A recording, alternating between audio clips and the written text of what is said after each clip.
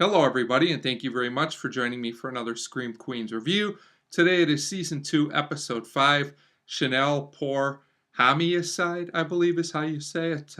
Hope I'm right on that. And as always, this will contain episode spoilers, this review.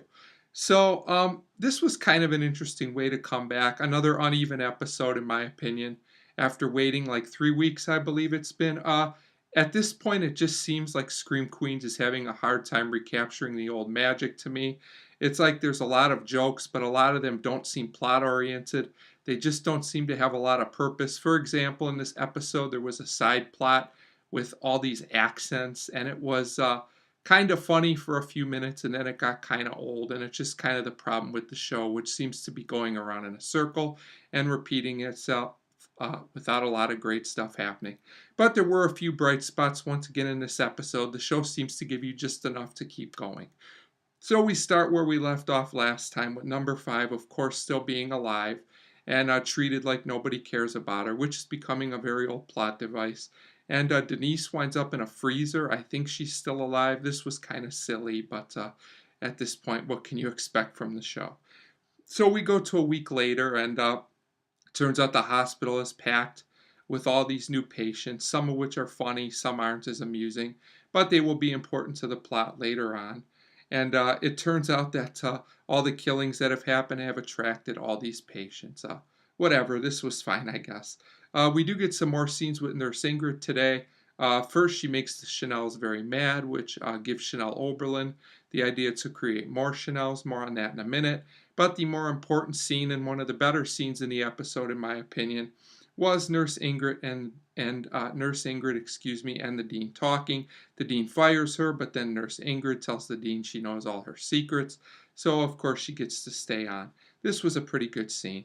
So in the meantime, Zayday and Chanel number 5 are looking for the killer. They think maybe it's Chamberlain, who we get a brief scene with later on in the episode. They talk to this lady named Jane. She's the one whose husband was killed in the very first episode. This scene doesn't really lead anywhere, but it does lead to an interesting twist at the end of the episode. The other main thing that really happens in this episode is that Chanel Oberlin and Chanel number 3 recruit these new Chanels, including a guy named Tristan and Hester of all people, which makes really no sense at all other than a reason to put Hester in the plot. But she's one of the more entertaining things in the show at this point. So I guess I'll let it pass. So this all goes to a point where Chanels have this idea to use the new Chanels as bait for the killer, thinking if he makes a killing, he'll leave them alone for a week. Again, I'm not really sure how this makes any sense. It seems like the show is just trying to do humorous things with the plot without it making a lot of sense, whereas last season, a lot of these plot points were funny and made sense, in my opinion. Not a good direction for the show. So it turns out that Chanel number 8, I think it is supposed to be bait for the killer, but the new Chanel, the guy Tristan, messes it up and he gets killed instead. I did think Hester's strange look of glee was funny in this scene, though.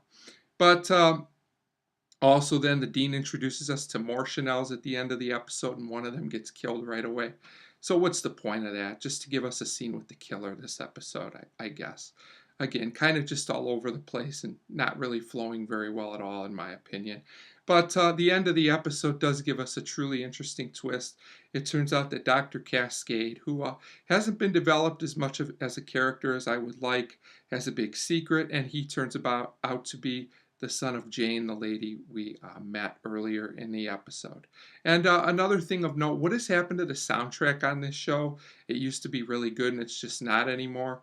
Overall, this episode to me was mostly a failure with only a few interesting things. It seems like the show now is just a lot of filler with one big revelation at the end, and I'm not really looking forward to the show as much anymore. In honesty, I will stick with it another week and see what happens, but I'm hoping for some major improvement soon. So I give this episode a 1.5 out of 5. So not a good episode. Chanel pour Homme-icide, in my opinion. Just a 1.5 out of 5. You can let me know down below if you agree or disagree with me. And as always, thank you very much for watching.